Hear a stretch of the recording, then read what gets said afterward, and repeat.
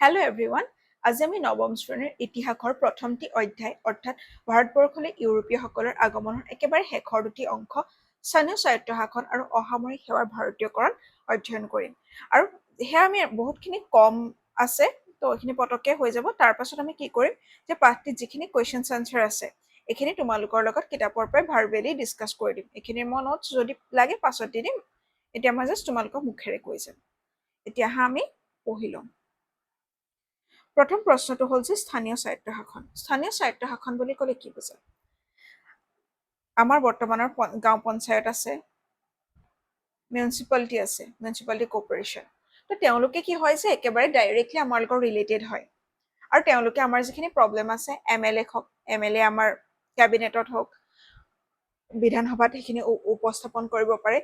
ই যে একেবাৰে তলত যিখিনি শাসনৰ যিটো আমাৰ প্ৰভিজন আছে তাকে কোৱা হয় যে স্থানীয় স্বায়ত্তশাসন। এতিয়া প্ৰশ্নটো হ'ল যে কোন প্ৰস্তাৱে স্থানীয় স্বশাসনৰ পথ মুকলি কৰিছিল? বিত্তীয় বিকেন্দ্ৰীকৰণ সম্পৰ্কীয় প্ৰস্তাৱেৰে। বিত্তীয় বিকেন্দ্ৰীকৰণে কি বুজাইছে জানানে? যিকোনো কাম কৰিবলৈ হ'লে আমাক পইচা পাতি লাগে, তো এই পইচাৰ ভাগ কৰাটো বিত্তীয় বিকেন্দ্ৰীকৰণৰ দ্বাৰা কি কৰিছে জানানে? যে আমাৰ গ্ৰাছৰুট লেভেলত অৰ্থাৎ একেবাৰে তলৰ খাপত কাম কৰিবলৈ শিক্ষা, স্বাস্থ্য, ৰাস্তা সেইখিনি ইম্প্ৰুভ কৰিবৰ কাৰণে তেওঁলোকে পইচা দিছিলে। আৰু সেইখিনি বস্তু বিত্তীয় বিকেন্দ্ৰীকৰণত উল্লেখ আছে। 1869 পৰা 1872 লৈকে ভাইচৰয় কোন আছিলে? লৰ্ড মেয়। বিত্তীয় বিকেন্দ্ৰীকৰণ সম্পৰ্কীয় প্ৰস্তাৱ কেতিয়াৰ পৰা কাৰ্যকৰী কৰা হৈছিল? 1870 14 ডিচেম্বৰৰ পৰা। স্থানীয় স্বশাসনৰ ব্যৱস্থা ফলপ্ৰসূভাৱে কোনে কাৰ্যকৰী কৰিছিল? লৰ্ড ৰিপনে। আমি যদি চাওঁ দেই, আমাৰ যিখিনি ভাইচৰয় আছিলে, ভাইচৰয়খিনিৰ ভিতৰত লৰ্ড ৰিপনে এনেকুৱা এজন মানুহ আছে যি ভাৰত বা আমাৰ ভাৰতবাসীৰ কথা মানে পজিটিভলি ভাবিছিলে। যিখিনি আমাৰ সঁচাকেই দৰকাৰী কাম আছিলে সেইখিনিৰ কাৰণে লৰ্ড ৰিপনে বহুতখিনি ইনিচিয়েটিভ লৈছিলে। আৰু তেওঁৰ শাসনৰ সময়ছোৱা আছিলে 1880 পৰা 1884 লৈকে। আৰু তেওঁৰ সময়তে কি আছিল? 75% বৰ্ডৰ মানুহ নিৰ্বাচিত হ'ব লাগিব। আমি যেনেকৈ আজি ইলেক্ট কৰোঁ ন, আমি গাঁও পঞ্চায়তৰ কাৰণে ভোট দিওঁ বা মিউনিচিপালিটিৰ কাৰণেও, মিউনিচিপালিটি অৰ্থাৎ জিলা পৰিষদৰ কাৰণে আমি ভোট দিওঁ। তো তেওঁৱে কৈছে 75 মানুহক মানে 75% মানুহক আমি ভোট দি পেলাই জিকাব লাগিব, আৰু তেতিয়াহে হ'ব পাৰিব। 1885 স্থানীয় বৰ্ডসমূহৰ সভাপতিত্ব কৰাৰ ক্ষমতা কাক দিয়া হৈছিল? জিলা আয়ুক্তসকলক, অৰ্থাৎ DC। আজি আমি যিখিনি আমাৰ DC আছে তেওঁলোকক। বৰ্তমানেও এইটো প্ৰভিজন একে ৰাখিছে। ৰিপনৰ বহু প্ৰস্তাৱ কোনে নাকচ কৰিছিল? ভাৰত বিষয়ক সচিবে, যিজন ছেক্ৰেটাৰী আছিলে। কাৰণ তেওঁ মানে এইখিনি নাকচ কৰিছে। ৰিপনে সদায় ভাবিছিলে যে ভাৰতৰ ভাল হওক, তো সেইটো কাৰণে ভাৰতৰ মানে কি উন্নয়ন হ'ব পৰাকে তেওঁ প্ৰস্তাৱখিনি দিছিলে। কিন্তু যদি ভাৰতৰ উন্নয়ন হৈ যায়, ভাৰতীয়খিনিৰ উন্নয়ন হয়, ব্ৰিটিছেতো বেছি দীঘলীয়াকে ভাৰতত শাসন কৰিব নোৱাৰিব ন। তো তেতিয়া কি কৰিছে যে ছেক্ৰেটাৰী ৰিপনৰ যিখিনি প্ৰস্তাৱ আছিলে সেইখিনি নাকচ কৰিছিলে। ৰিপনৰ সংস্কাৰৰ প্ৰতি ইংৰাজ চৰকাৰৰ সাধাৰণ মনোভাৱ কেনে আছিলে? তেওঁলোকে বিৰোধ কৰিছিলে। আৰু তেওঁলোকে মানে উপনিৱেশিক মনোভাৱ, তেওঁলোকে শাসন কৰিব বিচাৰিছে আৰু শোষণ কৰিব বিচাৰিছিলে। লৰ্ড ৰিপনৰ যিখিনি সীমা মানে তেওঁৰ যিটো কাৰ্যকাল আছিলে সেইখিনি আমাৰ সদায় লোকেল ছেল্ফ গভৰ্নেন্স অৰ্থাৎ স্থানীয় স্বশাসনৰ বাবে এক স্মৰণীয় অধ্যায় হৈ ৰ'ব। এতিয়া আহিলে অসামৰিক সেৱাত ভাৰতীয়কৰণ। অসামৰিক সেৱা বুলি ক'লে কি বুজা বাৰু? যিখিনি আমাৰ প্ৰশাসনিক সেৱা। সামৰিকটোৱে বুজাই যে আৰ্মড ফৰ্চেছ, যিখিনিৰ ওচৰত অস্ত্ৰ শস্ত্ৰ থাকে। আৰু অসামৰিকত সাধাৰণতে মানে সেই অস্ত্ৰ শস্ত্ৰ নথকাখিনি পৰে। এতিয়া IPS বা APSৰ বন্দুক থাকে, সেইটোত নহয়। মানে তোক কৈছো যে আল্টিমেটলি মানে তেওঁলোকৰ ওচৰত আৰ্ম নাথাকে, মানে সেইকাৰণে এইটো কোৱা হৈছে যে অসামৰিক সেৱা। ইষ্ট ইণ্ডিয়া কোম্পানীৰ শাসনৰ আৰম্ভণিৰ সময়ত অসামৰিক সেৱাৰ পদসমূহ কেৱল ইংৰাজৰ কাৰণেহে যোগ্য আছিলে। 1853 যিখন চাৰ্টাৰ এক্ট আছিলে তাত কৈছে যে অসামৰিক সেৱাৰ বাবে প্ৰতিযোগিতামূলক পৰীক্ষা অনুষ্ঠিত কৰা হ'ব। তেতিয়া আছিলে যে ICS, ইণ্ডিয়ান চিভিল চাৰ্ভিচেছ। এতিয়া যেনেকে APSC, Assam public service commission, UPSC, union public service commission পাতে ন, তো তেনেকে 1853 অসামৰিক সেৱাৰ পৰীক্ষা অনুষ্ঠিত কৰাৰ নিৰ্দেশ দিছিলে। আৰু আৰম্ভণিতে পৰীক্ষাসমূহ কেৱল ইংলেণ্ডতে পতা হৈছিলে। 1865 তেওঁলোকৰ বয়সৰ সীমা আছিলে 22 বছৰ আৰু তাৰ পাছৰ বছৰ সেয়া কমাই 21 বছৰ কৰিছিলে এতিয়া চোৱাচোন তেনেকুৱা পৰীক্ষা যদি দিব লগা হয় তুমি 21 বছৰৰ তলতে দিব লাগিব এতিয়া আমি গ্ৰেজুৱেট হওঁহে 21 বছৰত কিছুমান নহয় যদিহে তুমি প্ৰফেচনেল ডিগ্ৰী কৰা তুমি 21 বছৰত গ্ৰেজুৱেটে নোহোৱা আৰু তেওঁলোকে বয়সটো ইমান কমাই দিছে যে 21 বছৰৰ তলত হলেহে পৰীক্ষা দিব পাৰিব তাকো পাতিছে ইংলেণ্ডত তুমি ভাবা সেই সময়ত যিটো সময়ত ইমান যাতায়াত সুচল নাছিলে এজন ভাৰতীয়ই ইয়াত আমাৰ ভাৰ্নিকুলাৰ মিডিয়াম নিজৰ আজি তোমালোকে ধৰা অসমীয়া মিডিয়ামত পঢ়ি আছে কোনোবাই বেংগলী মিডিয়ামত পঢ়ি আছে কোনোবাই মাৰাঠী মিডিয়ামত পঢ়ি আছে তো সেই সময়তো ইংৰাজী শিক্ষাৰ ইমান প্ৰচলন নাছিলে ন ইংৰাজসকল আহিছেহে সেই সময়তে কি হৈছিলে তেওঁলোকে নিজৰ মাধ্যমত পঢ়া শুনা কৰে তাৰ পাছত ইংলেণ্ডলৈও যাব লাগে পৰীক্ষা দিবলৈ আৰু এনেকুৱা নহয় যে অকল পঢ়া শুনা জানিব লাগিব তেওঁলোকে ঘোঁৰা চলাব জানিব লাগিব সাঁতুৰিব জানিব লাগিব বন্দুক চলাব জানিব লাগিব তেনেকুৱা বহুতখিনি কোৱালিফিকেশ্যন আছিলে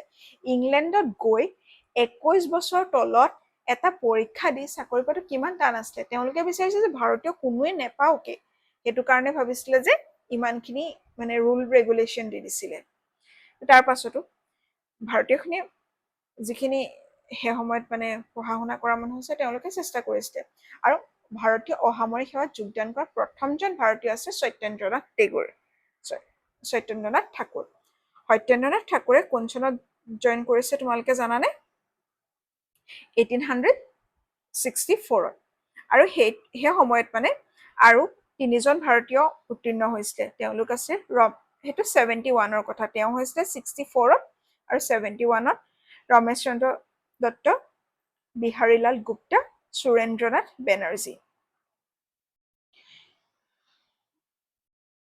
72ত আছিলে শ্ৰীপদ বাবাজী ঠাকুৰ আৰু আনন্দৰাম বৰুৱা আছিলে অসমৰ প্ৰথম স্নাতক আৰু তেওঁ আছিলে ICSৰ প্ৰথমজন অসমীয়া তেওঁ সেইটো সময়ত 5th ৰেংক পাইছিলে চ কিমান ডাঙৰ কথা আৰু তেওঁৰ জন্ম হৈছিলে 1850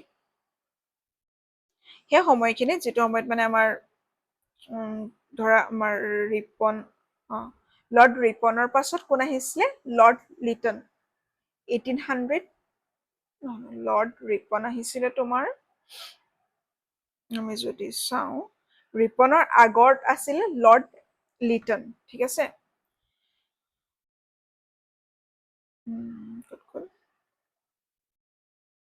লৰ্ড লিটন 1876ৰ পৰা 1818লৈকে ভাইচৰয় আছিলে লৰ্ড লিটন আৰু তেওঁ চোৱা তেতিয়া 21 বছৰ আছিলে 21 বছৰৰ পৰা কমাই 19 বছৰ কৰি দিছিলে আমাৰ ল'ৰা ছোৱালীখিনি আজিকালি 18 বছৰত হাই ছেকেণ্ডাৰী পাছ কৰেহে আৰু এনেকুৱা এটা পৰীক্ষাৰ বয়সটো কমাই দিছিলে 19 বছৰলৈকে এই বয়স হ্ৰাসৰ বিৰুদ্ধে জনসচেতনতা অভিযান অনুষ্ঠিত হৈছিল আৰু সেই কাম কৰিছে সুৰেন্দ্ৰনাথ বেনাৰ্জীয়ে চোৱা এতিয়া সুৰেন্দ্ৰনাথ বেনাৰ্জী সেই সময়ত উত্তীৰ্ণ হৈছে তেওঁ জানে যে পৰীক্ষাটো কিমান টান হয় ইমানখিনি যদি ৰুল ৰেগুলেশ্যন দি দিয়ে কোনো ভাৰতীয় উত্তীৰ্ণ হ'বই নোৱাৰিব সেইটো কাৰণে সেই বিষয়ে মানে গণসচেতনতা অভিযান কৰিছিলে সুৰেন্দ্ৰনাথ বেনাৰ্জীয়ে ভাৰতীয় মতামত উত্থাপন কৰিবলৈ ইংলেণ্ডলৈ এজন মানুহ পঠাইছে তেওঁৰ নাম আছিল লালমোহন ঘোষ শেষত বয়সৰ সীমা পুনৰ স্থাপন কৰিছিলে 22 বছৰলৈকে লৰ্ড লিটনৰ সময়ত ভাৰতীয় অসামৰিক সেৱাত কিমান অংশ পদ ভাৰতীয়ৰ বাবে সংৰক্ষিত আছিলে 1/6 ধৰা কিবা কাৰণত 100টা পোষ্ট ওলাইছে তাৰ 1/6 কিমান হ'ব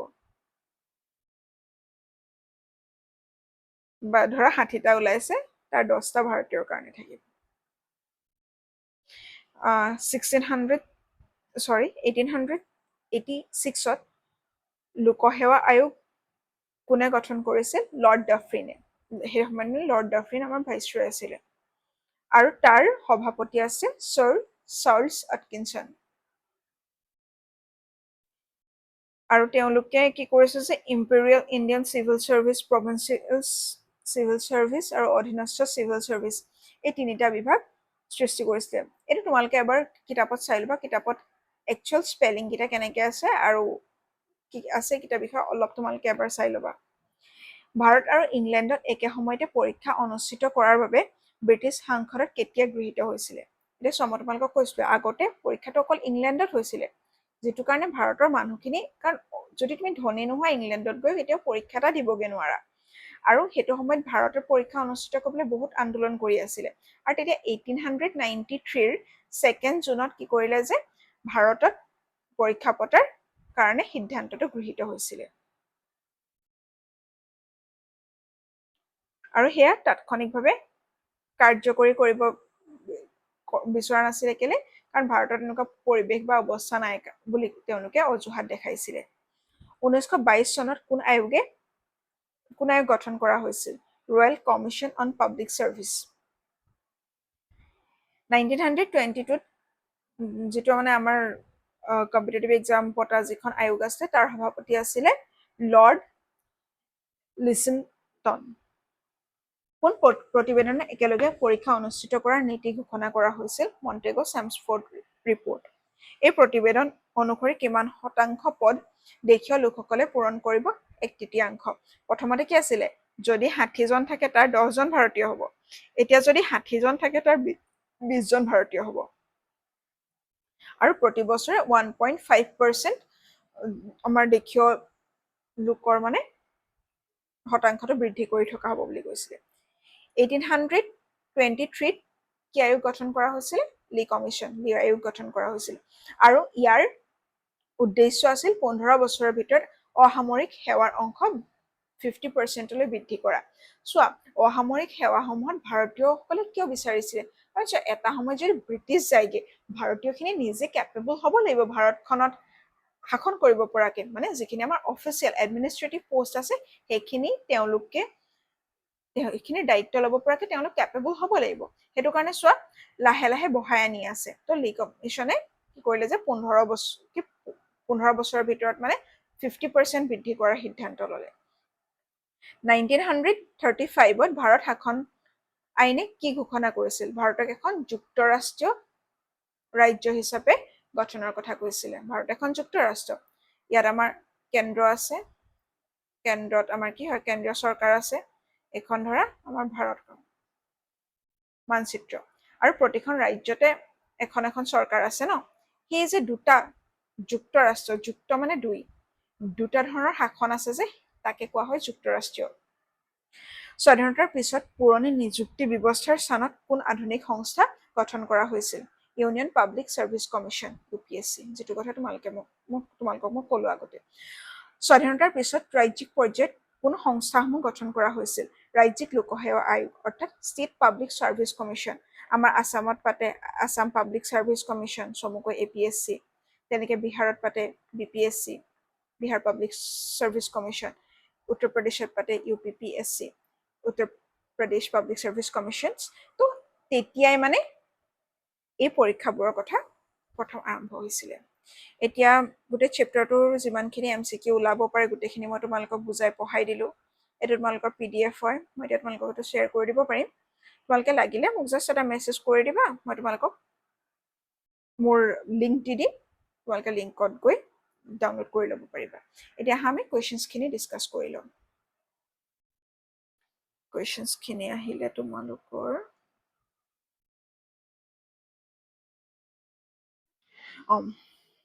তোমালোকে যদি হয় লিখি যাবা নহ'লে মই কিবা এটা কৰিম বাৰু ভাৰত আৰু পাশ্চাত্যৰ মাজত সাগৰীয় পথ আৱিষ্কাৰ কৰা প্ৰথম পৰ্তুগীজ নাবিকজন কোন আছিলে ভাস্কো দা গামা তেওঁ কেতিয়া আৰু ভাৰতত ক'ত পোনপ্ৰথমে উপস্থিত হৈছিলে তেওঁ 1498ত ভাৰতত ক'ত হৈছিলে দক্ষিণ ভাৰতৰ কালিকটত উপস্থিত হৈছিল জলপথেদি পৃথিৱী প্ৰদক্ষিণ কৰা ইংৰাজ নাবিকজন কোন আছিলে sir Francis Drake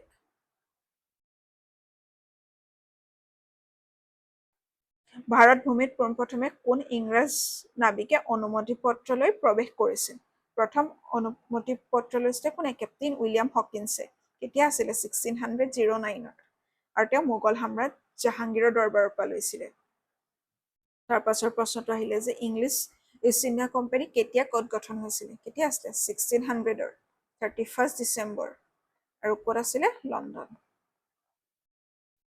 east India company ভাৰতত থিতাপি লোৱাৰ দুটা উদ্দেশ্য কি আছিলে এটা আছিলে যে সেই সময়ত অকল ইউৰোপ মানে অকল ইংৰাজসকলে অহা নাছিলে কোন কোন আহিছিলে পৰ্তুগীজ ডাচ, ফ্ৰেঞ্চ আৰু ইউৰোপিয়ান।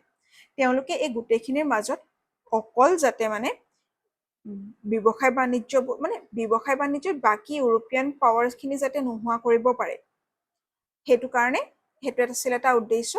আৰু 2 নম্বৰটো আছে যে দেশীয় ৰজাসকলৰ দ্বাৰা যুদ্ধ বা মিত্ৰতাৰ জৰিয়তে নিজৰ অধীনলৈ অনা। তাৰ পাছতে আহিলে তোমাৰ ইংৰাজৰ প্ৰথম বাণিজ্য কেন্দ্ৰটো ক'ত স্থাপন কৰা হৈছিলে? চোৱা 1611ত এটা আছিলে মছলিপট্টনম, আৰু আছিল এটা 1613ত চুৰাটত। এইটো আছিলে পাৰ্মানেণ্ট, এইটো আছিলে টেম্পৰৰী। ফৰ্ট উইলিয়াম কি? ফৰ্ট উইলিয়াম হ'ল যে কলকাতাত ইষ্ট ইণ্ডিয়া কোম্পানীয়ে স্থাপন কৰা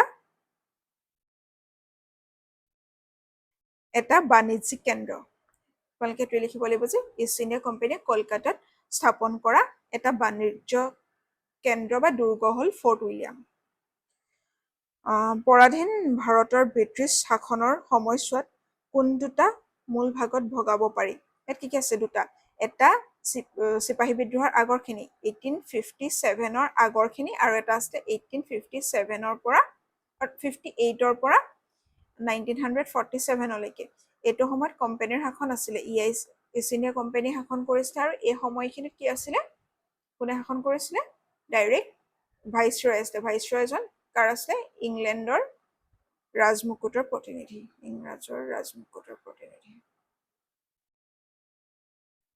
তাৰ পাছতে আহিলে যে ভাৰত পৰিষদ আইন কোনে কেতিয়া কি উদ্দেশ্যত প্ৰণয়ন কৰিছিলে? কেতিয়া কৰিছিলে? 1858ত কৰিছিলে। কেতিয়া কৰিছিলে? 2 আগষ্টত। ইয়াৰ উদ্দেশ্যটো কি আছিলে? যে ইষ্ট ইণ্ডিয়া কোম্পানীৰ হাতৰ পৰা ব্ৰিটিছ চৰকাৰৰ হাতলৈ ভাৰতৰ শাসন কাৰ্যটো স্থানান্তৰ কৰা। যে ভাৰত পৰিষদ আইন কেতিয়া আৰু কি উদ্দেশ্যত প্ৰণয়ন কৰা হৈছিলে? কেতিয়া আছিলে? 1861ত। উদ্দেশ্যটো কি আছিলে? মানে ভাৰতীয় যিখিনি শিক্ষিত ভাৰতীয় আছিলে তেওঁলোকৰ মাজত মানে আধুনিক প্ৰশাসনৰ ব্যৱস্থা কৰা। আৰু এই প্ৰশাসনৰ কাৰণে কি কৰিছে? স্থানীয় স্বায়ত্ত শাসনৰ তেওঁলোকে আৰম্ভ কৰিছিলে। এতিয়া আহিলে চমু আৰু দীঘল প্ৰশ্নৰ উত্তৰ।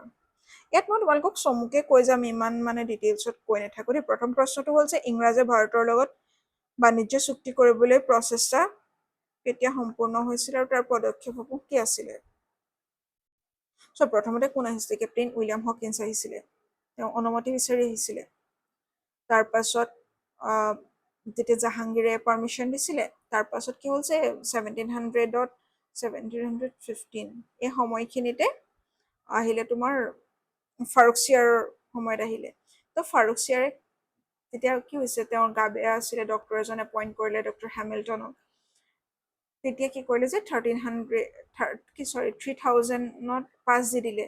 তাৰপাছত ইফালে বম্বেখনৰ কথা আহিলে, ইংৰাজৰ ৰজা চাৰ্লছৰ কথা আহিব, যে তেওঁ কেনেকৈ কেথৰিনক বিয়া পাতি পেলাই যৌতুকত লাভ কৰিছে। তাৰপিছত ইষ্ট ইণ্ডিয়া কোম্পানীক বিক্ৰী দিছিলে। তো আৰু ইয়াত আটাইতকৈ ইম্পৰ্টেণ্ট হ'ব যে ৰবাৰ্ট ক্লাইভৰ যিখিনি গুৰুত্ব আছিলে ন, সেইখিনি তোমালোকে লিখিব পাৰা।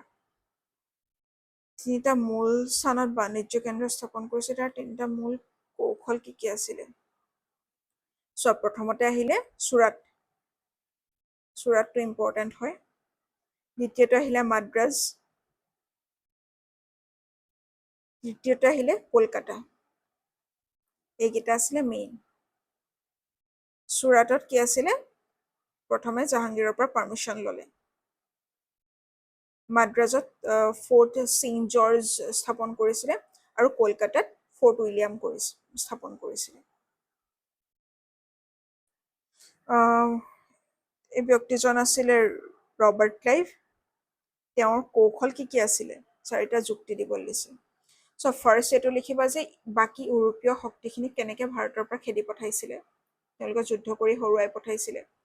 তাৰ পাছত 2 নম্বৰতে লিখিবা যে যিখিনি আমাৰ দেশীয় শাসক আছিলে তেওঁলোকৰ সৈতে কেনেকৈ ফ্ৰেণ্ডশ্বিপ কৰিছিলে। তৃতীয়তে লিখিবা যে 1757ত কেনেকে চিৰাজউদ্দৌলাক পৰাস্ত কৰিছিলে, তেওঁক মানে বহুত ব্লেকমেইল কৰি পেলাই পৰাস্ত কৰিছিলে ন। তাৰ পাছত আহিলে 1765ত এলাহাবাদ সন্ধিৰ জৰিয়তে কোম্পানীৰ পৰা কেনেকে দখল কৰি লৈছিলে দেখিলা ন, বংগ, বিহাৰ, উৰিষ্যা কেনেকে শ্বাহ আলমৰ পৰা চহী কৰি পেলাই লৈ লৈছিলে। এতিয়া আহিলে যে চিপাহী বিদ্ৰোহ সৃষ্টিৰ কাৰণ। চোৱা, কাৰণখিনি মই তোমালোকক ইয়াৰ আগৰ লেকচাৰটো আৰম্ভণিতে মই দি দিছো, সেইখিনি তোমালোকে এবাৰ পঢ়ি ল'বা। ফলাফলখিনিও তোমালোকক পঢ়ালো। এইটো লং কুৱেশ্যনছেই। চোৱা, কাৰণ ফলাফল এই দুটা বহুত ইম্পৰ্টেণ্ট কুৱেশ্যনছ হৈ যায় দেই, যিকোনো পৰীক্ষাতে অহাৰ সম্ভাৱনা থাকে, মানে তোমালোকৰ ইউনিট টেষ্টেই হওক, বছৰেকীয়া পৰীক্ষাই হওক।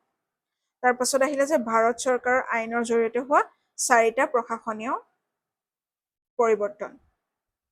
কি আছে, ছেক্ৰেটাৰী অফ ষ্টেটৰ পদ দিছিলে, তেওঁৰ পৰামৰ্শ দিবলৈ 15জন মানুহ থাকিব, তাৰে 8জন আছিলে ইংৰাজ, 7জন আছিলে ইংৰাজৰ বিষয়ে, আৰু 7জন আছিলে কোম্পানীৰ ফালৰ পৰা দিয়া। তাৰপাছত আহিলে ভাইচৰয় পদৰ কথা। তাৰপাছত যেনেকে আমাৰ ভাৰতৰ মানুহখিনিৰ পৰা পইচা নি পেলাই তেওঁলোকক দৰমহা দিছিলে সেইটো। লৰ্ড কেনিঙৰ 2টা সংস্কাৰ। এটা লিখিব পৰা তোমালোকে, তেওঁ যিখিনি টেক্স প্ৰৱৰ্তন কৰিছিলে ন, আমি পাইছিলো যে ন্যূনতম 500 টকাকে মানে টেক্স দিছিলে, আৰু বাকীবোৰৰ কাৰণে মানে আমদানি শুল্ক আৰোপ কৰিছিলে, সেইটো এটা আহিলে। আৰু 2 নম্বৰতে আহিলে উডছ ডেছপাত, মানে উডৰ যিখন শিক্ষা সংস্কাৰৰ কথা আছিলে, সেইটো এটা ইম্পৰ্টেণ্ট আহিলে। ভাৰত পৰিষদৰ 2টা গুণ আৰু 2টা দুখ। অ'কে, গুণত লিখিব পাৰা যে ভাৰতীয়সকলৰ তোমাৰ আইন প্ৰণয়নত অংশগ্ৰহণৰ সুযোগ দিছিলে, আৰু বিকেন্দ্ৰীকৰণৰ নীতি দিছিলে, যাৰ দ্বাৰা মানে স্থানীয় স্বায়ত্তশাসন আৰম্ভ হৈছিলে। আৰু দুখ হ'ল যে যিখিনি ভাৰতীয়ক মনোনীত কৰিছিলে সেইখিনি অধিকাংশই মানে ধনী বা জমিদাৰী শ্ৰেণীৰ আছিলে।